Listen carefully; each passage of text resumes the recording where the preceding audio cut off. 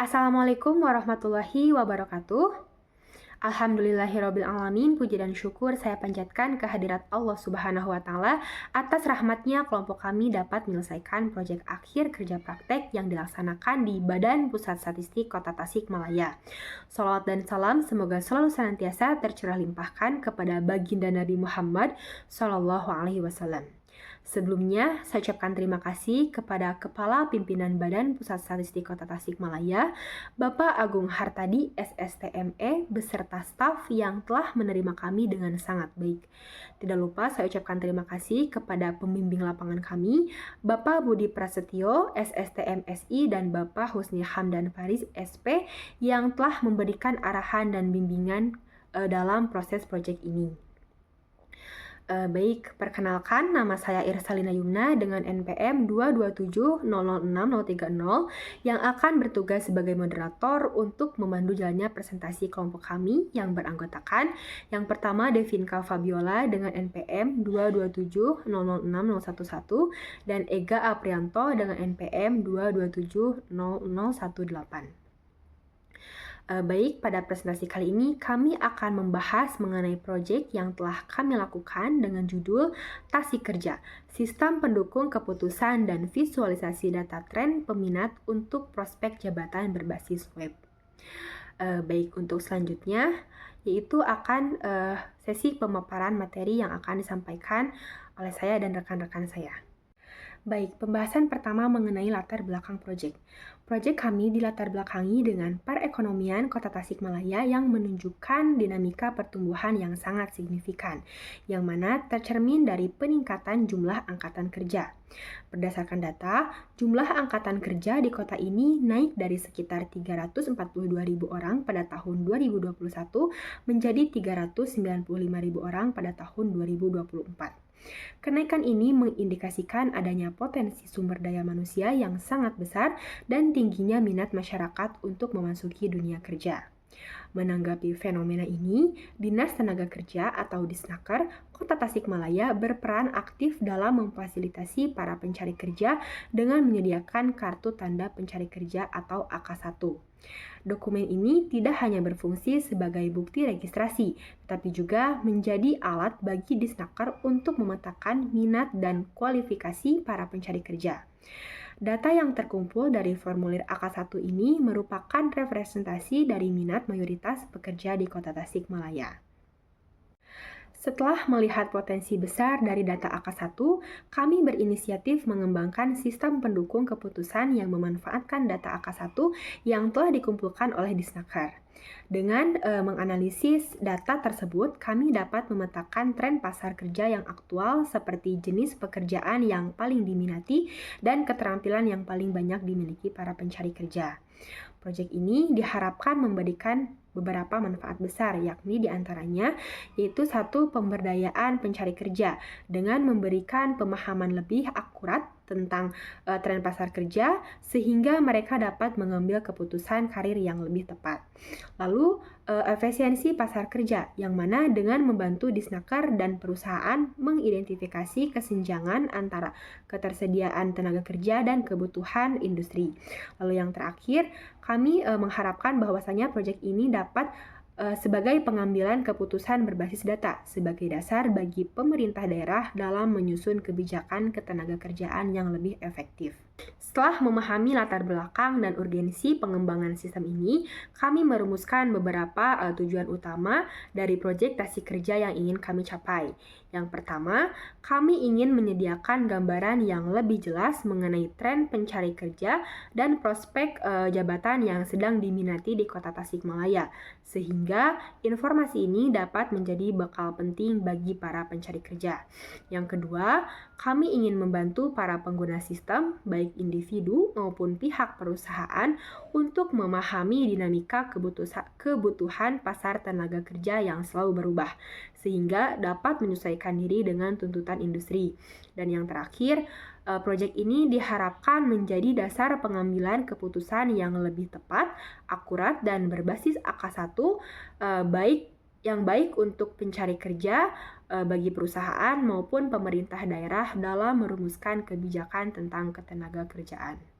Pada tahapan proyek, kami melakukan beberapa tahapan. Yang pertama, pengumpulan data.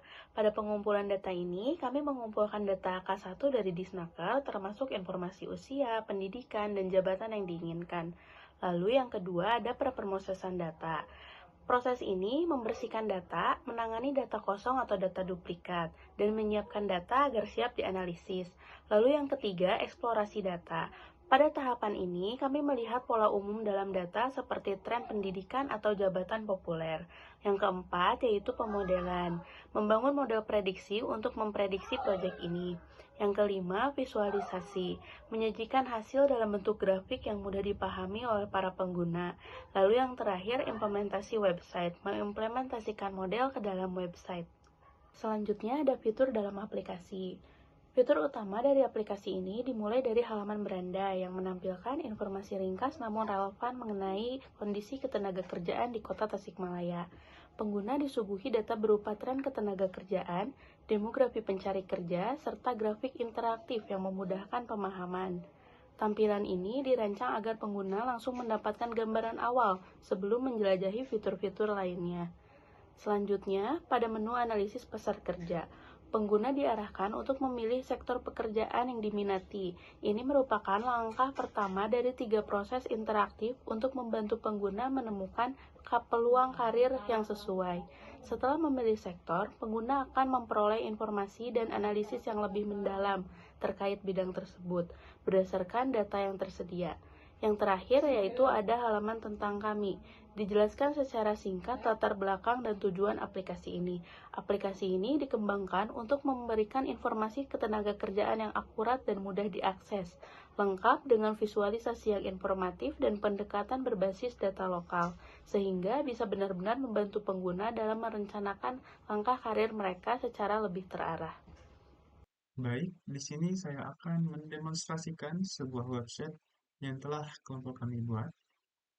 Pada bagian atas halaman, kita akan melihat sebuah hero section bertuliskan temukan jalan karir terbaik Anda dengan analisis pasar kerja Tasikmalaya.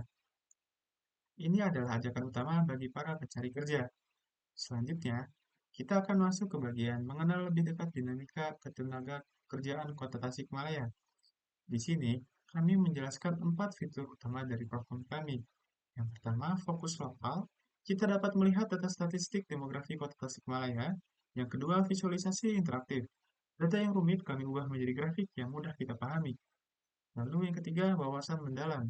Kita bisa mendapatkan wawasan mendalam tentang peluang, saingan, dan potensi gaji. Yang keempat, untuk pencari kerja. Semua fitur ini dirancang agar bermanfaat bagi kita semua dalam mengambil keputusan yang cerdas.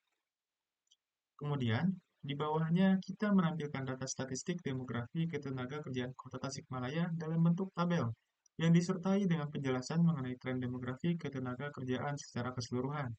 Data yang ditampilkan bersumber dari Badan Pusat Statistik Survei Angkatan Kerja Nasional Sakernas Agustus. Di bagian berikutnya, kita menyajikan persentase pengangguran menurut tingkat pendidikan dalam bentuk grafik lingkaran yang interaktif dan mudah dibaca. Ini membantu kita memahami bagaimana tingkat pendidikan mempengaruhi kondisi pengangguran. Data yang ditampilkan bersumber dari BPS Kota Tasikmalaya Sakernas 2024. Selanjutnya, kita akan melihat dinamika pasar tenaga kerja Kota Tasikmalaya. Di sini, kami menampilkan grafik batang yang menunjukkan tren dari tahun ke tahun dari tahun 2021 hingga 2024. Grafik ini memberikan gambaran jelas tentang pergerakan jumlah pencari kerja dan penempatan kerja. Data yang ditampilkan ini bersumber dari Dinas Ketenagakerjaan Kota Tasikmalaya. Nah, sebelum bagian penutup, terdapat ajakan untuk bertindak dengan pertanyaan. Ingin tahu lebih dalam tentang peluang karir Anda? Ini mengundang kita untuk memulai analisis karir. Nah, terakhir, ini merupakan sebuah footer berisi logo, hasil kerja, dan deskripsi singkat mengenai platform, menegaskan kembali komitmen kami untuk menjadi yang terdepan dalam membantu pertumbuhan ekonomi lokal kita. Nah, sebelumnya saya sudah menjelaskan mengenai landing page, halaman landing page. Nah, untuk sekarang saya akan mendemokan pada halaman kedua dari platform kami, yaitu analisis pasar kerja. Halaman ini adalah inti dari sistem pendukung keputusan yang kami kembangkan. Nah, pada bagian atas halaman, kita akan disambut dengan banner yang bertuliskan "Selamat datang di portal analisis pencari kerja". Di bawahnya terdapat 3 kotak informasi utama, yaitu data komprehensif. Fitur ini memungkinkan kita untuk menjelajahi profil pencari kerja secara lengkap. Lalu visualisasi interaktif. Fitur ini mengubah data mentah menjadi visualisasi yang menarik dan mudah dipahami seperti grafik dan diagram. Lalu yang ketiga, insight strategis. Fitur ini memberikan wawasan berharga untuk pengambilan keputusan yang lebih baik baik bagi pencari kerja. Nah, bagian data pencari kerja, di bawah banner kita melihat tabel data pencari kerja yang menampilkan informasi detail tentang para pencari kerja, seperti jenis kelamin, tanggal pendaftaran, pendidikan, upah yang diinginkan, dan jabatan yang diminati. Data ini dapat kita filter dan sortir untuk mendapatkan wawasan spesifik. Data tabel yang ditampilkan adalah data AQ1 yang bersumber dari Disnaker yang sudah dilakukan cleaning atau pembersihan pada dataset tersebut. Nah, selanjutnya, bagian di mana pengguna diminta untuk menginputkan data profil dengan tulisan temukan peluang karir di sektor yang sesuai dengan minat Anda dengan menginput data sektor pekerjaan yang diinginkan, lulusan pendidikan terakhir pengguna, lalu upah diinginkan pengguna. Misalnya, di sini saya adalah seorang yang sedang mencari pekerjaan. Di sini saya menginput data saya. Misalnya saya tertarik dengan sektor pekerjaan profesional, ilmiah, dan teknis. Lalu pendidikan terakhir saya misalnya adalah SMK. Benar tentang gaji yang diharapkan saya, misalnya di sini saya menaruh pada angka 2,5 hingga 5 juta. Setelah itu akan ditampilkan. Di sini terdapat 3 visual utama. Ada dari panel insight pasar di sebelah kiri, lalu ada visual chart utama yang di tengah, lalu yang di kanan terdapat sebuah panel karir asisten. Nah, pada insight pasar, di sini akan menampilkan jabatan yang paling diminati, tampilkan IT atau software, yaitu 39 peminat. Lalu ada peluang tersembunyi, di sini menampilkan peminat paling sedikit, peminat jabatan yang paling sedikit di sektor ini. Lalu ada potensi gaji tinggi, di sini menampilkan gaji yang cukup tinggi dengan peminat yang tidak terlalu banyak. Lalu di sini terdapat sebuah 3 kartu yang menampilkan data total peminat sektor, peminat dengan upah, dan rata-rata umur. Di sini terdapat 176 lulusan SMK dan 166 lulusan lain. Di sini juga ditampilkan peminat dengan upah. Di sini yang tertarik dengan 2,5 hingga 5 juta ini terdapat 49,4% dari lulusan SMK. Dan di luar lulusan SMK terdapat 62% dengan angka 104. Dan rata-rata umurnya dari lulusan SMK yang mendaftar pada sektor ini yaitu 19 tahun dan lulusan lain 24 tahun. Selanjutnya di sini kita ke bawah melihat ada peminat sektor berdasarkan jenis kelamin dalam bentuk diagram pie chart. Di sini terdapat informasi 72% laki-laki, 63 orang, dan 28%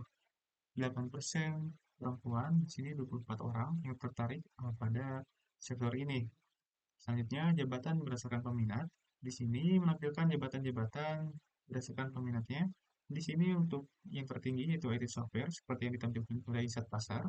Di sini terdapat 39 peminat dan jabatan lainnya juga ditampilkan. Di sini juga pengguna dapat melihat perbandingan dengan lulusan lainnya selain SMK ditampilkan. Terlihat terdapat 42 peminat di lulusan selain SMK.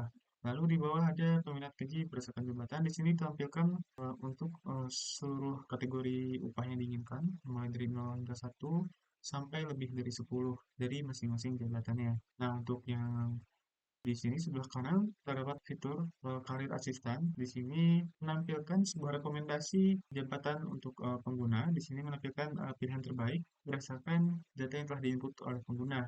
Di sini terdapat analis untuk pilihan terbaiknya karena posisi potensi gaji yang tinggi 5 hingga 10 dan 2,5 hingga 5 juta dengan jumlah peminat yang relatif rendah di sektor ini menunjukkan peluang persaingan yang lebih baik. Di bawah juga terdapat penampilan saran dari karir asisten. Jika jabatan ini selaras dengan hasrat dan keahlian Anda, ini adalah momen yang emas untuk fokus mengembangkan portofolio dan jaringan gitu. Dan selanjutnya juga terdapat sebuah tips untuk pengembangan karir untuk pengguna seperti mengembangkan keterampilannya, menjelajahi peluang-peluang, lalu memperluas jaringan dan meninjau profil pengguna. Pengguna juga bisa melakukan cek pada jabatan lainnya. Misalnya di sini saya tertarik dengan IT software. Saya akan cek. Nah, di sini karir asisten akan memberikan insight mengenai IT software. Di sini IT software jabatan ini menawarkan potensi gaji yang tinggi katanya. Akan tetapi jumlah peminatnya relatif tinggi pada sektor ini berpotensi memberikan persaingan yang sangat ketat. Di sini juga terdapat saran dari karir asisten mengingat tingkat persaingan yang ada, fokus pada diferensiasi dan lainnya gitu untuk saran pada pengguna. Nah, tentunya pengguna juga dapat melakukan filter untuk mengubah datanya. Misalnya, saya penasaran berapa banyak sih yang tertarik dengan 5 hingga 10 juta. Ternyata angkanya lebih rendah dari yang 2,5 hingga 10 hingga 2,5 hingga 5 juta. Nah, di bagian berikutnya kita dapat melihat grafik garis waktu yang menunjukkan tren pendaftaran pencari kerja dari waktu ke waktu. Grafik ini membantu kita mengidentifikasi periode-periode tertentu di mana terjadi lonjakan atau penurunan minat kerja. Di sini juga terdapat fitur prediksi untuk 12 bulan ke depan dan juga di sini terdapat sebuah insight untuk hasil dari prediksi tersebut. Nah, dari hasil prediksi ini eh, pada IT software sini memiliki total peluang 22 bekerja baru dalam 12 bulan dan lonjakan tertingginya itu 3 pada 25 Desember sini dan juga memberikan insight untuk strategi terbaik yang bisa dilakukan oleh pengguna dengan mempersiapkan skill dan portofolio sebelum tanggal yang sudah ditentukan. Nah, untuk selanjutnya yaitu pembahasan mengenai batasan pada proyek kami, yaitu terdapat pada dataset di mana data pada kolom jembatan diinginkan tersebut tidak terkategorikan dengan baik. Di sini terlihat seperti ada yang mengisi apa saja saya yakin bisa, yang penting halal, menyesuaikan, asal bisa kerja, belum ada, nah, dan lain-lain. Nah, maka dari itu perlu dilakukannya sebuah pembersihan lebih lanjut. Nah, untuk selanjutnya yaitu ada batasan pada kurangnya kesebaran data. Di sini untuk kesebaran data yang tidak merata dengan baik, di mana terdapat sebuah data jabatan dengan lonjakan peminat yang sangat tinggi, misalnya 500 hingga 1000, namun juga data yang hanya menampilkan peminat 5 sampai 10 peminat saja. Nah, hal ini akan menyulitkan sistem untuk memberikan insight yang lebih baik untuk pengguna. Nah, di sini terlihat eh, pada rekomendasi pada panel karir asisten di sini ditampilkan tidak ditemukan karena data tidak cukup untuk merekomendasikan secara spesifik atau tidak ada pola yang menonjol dan juga untuk insight pasar juga tidak cukup untuk menghasilkan insight. Baik, selanjutnya mengenai bab kesimpulan. Berdasarkan pembahasan yang telah dipaparkan tadi, dapat disimpulkan bahwasanya Tasik Kerja menghadirkan solusi berbasis data untuk menjembatani kesenjangan antara minat pencari kerja dan kebutuhan industri di Kota Tasikmalaya. Dengan mengolah data AK1, sistem ini diharapkan mampu menyajikan insight pasar kerja yang relevan, memperkuat pengambilan keputusan bagi individu, instansi, dan pembuat kebijakan secara lebih akurat, strategis, dan efisien. Baik, cukup sekian presentasi dari kelompok kami. Mohon maaf apabila terdapat kesalahan. Terima kasih. Wassalamualaikum warahmatullahi wabarakatuh. Assalamualaikum warahmatullahi wabarakatuh. Selamat siang, yang terhormat kepada Bapak Kepala BPS Kota Tasikmalaya, beserta para Bapak dan Ibu jajaran lainnya. Perkenalkan, saya Devinka Fabiola.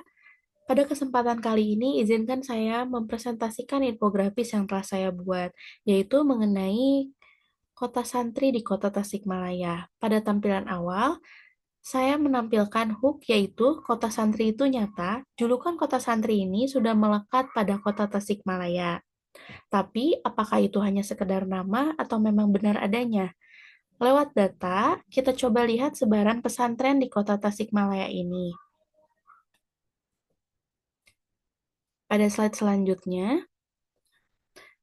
selanjutnya, ini tercatat ada lebih dari 270 pondok pesantren yang tersebar di kota Tasikmalaya. Jumlah ini menunjukkan bahwa pendidikan berbasis agama menjadi bagian penting dan identitas lokal. Pesantren hadir bukan karena sebagai tempat belajar, tetapi juga sebagai pusat pertumbuhan karakter dan budaya. Selanjutnya, kalau dilihat lebih dekat lagi, Taman Sari ini merupakan menempati posisi teratas dengan adanya 47 pesantren disusul oleh Kawalu dan Mangkubumi, yaitu Kawalu 45 dan Mangkubumi 41. Daftar ini menunjukkan bahwa konsentrasi pesantren tidak merata, tetapi kuat di bagian titik-titik tertentu. Mengapa bisa begitu? Sebaran ini bukan tanpa alasan. Sebaran ini merupakan menggunakan data kecamatan-kecamatan dengan pesantren terbanyak biasanya memiliki populasi padat, akses pendidikan yang lebih mapan, serta tradisi keagamaan yang kuat. Ini merupakan memperkuat peran pesantren sebagai pusat pengembangan nilai dan pengetahuan Islam. Jadi kesimpulannya, apakah Tasikmalaya layak disebut kota santri?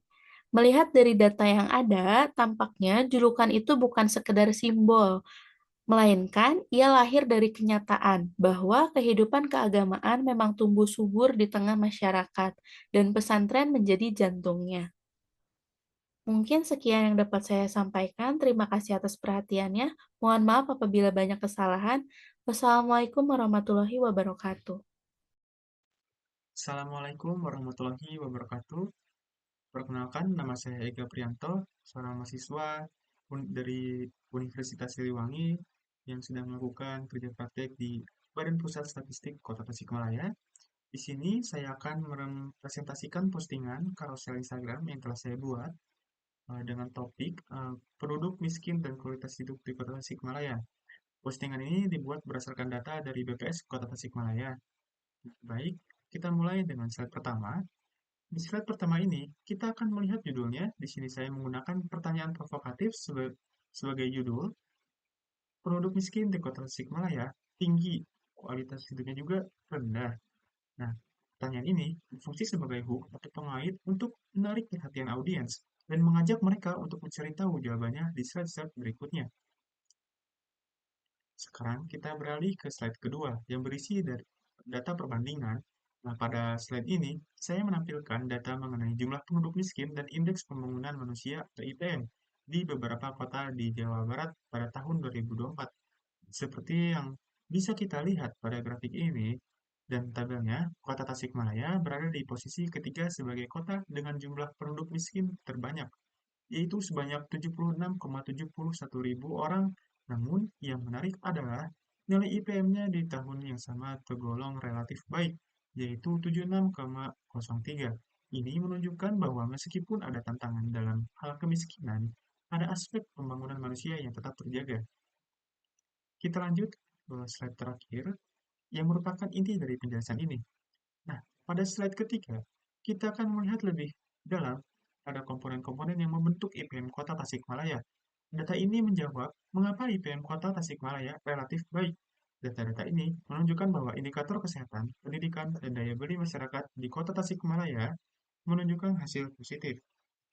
Oleh karena itu, kita dapat menyimpulkan bahwa fondasi kualitas hidup dasar di Kota Tasikmalaya ini cukup kuat, terlepas dari masalah kemiskinan yang ada.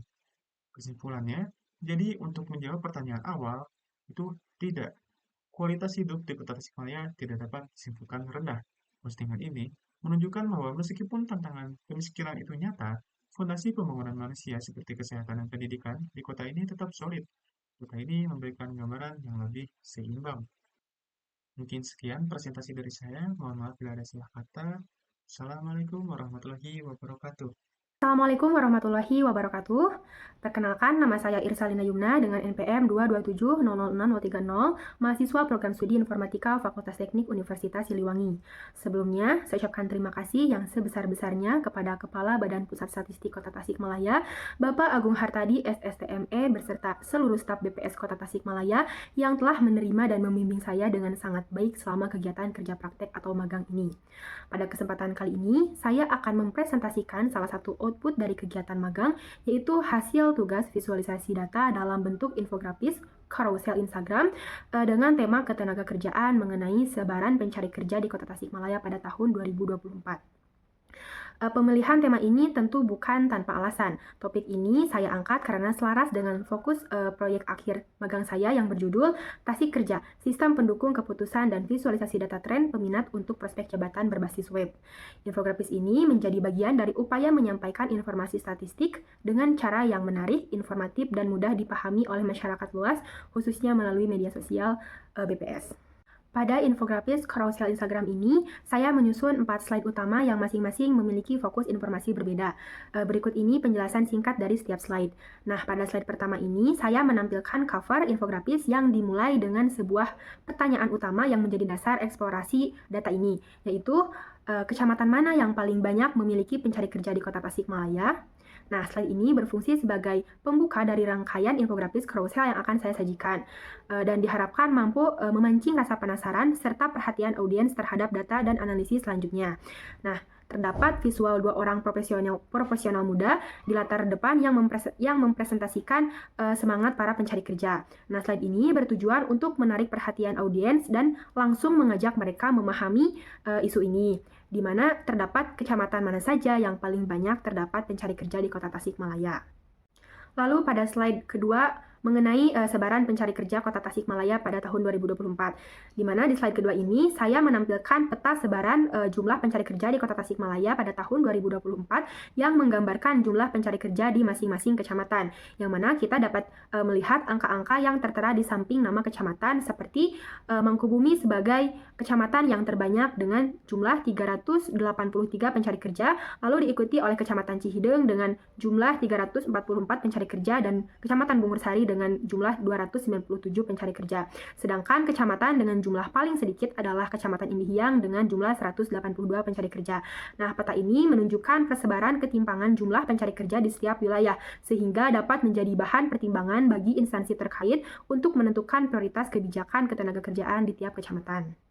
Selanjutnya, slide ketiga mengenai distribusi pencari kerja laki-laki Kota Tasikmalaya tahun 2024, di mana pada slide ketiga ini saya menampilkan distribusi jumlah pencari kerja laki-laki di Kota Tasikmalaya pada setiap kecamatannya yang divisualisasikan dengan grafik batang horizontal. Terlihat bahwasanya Kecamatan Mangkubumi menduduki posisi teratas dengan jumlah 216 pencari kerja laki-laki, lalu diikuti oleh Kecamatan Cihideng dengan 199 orang,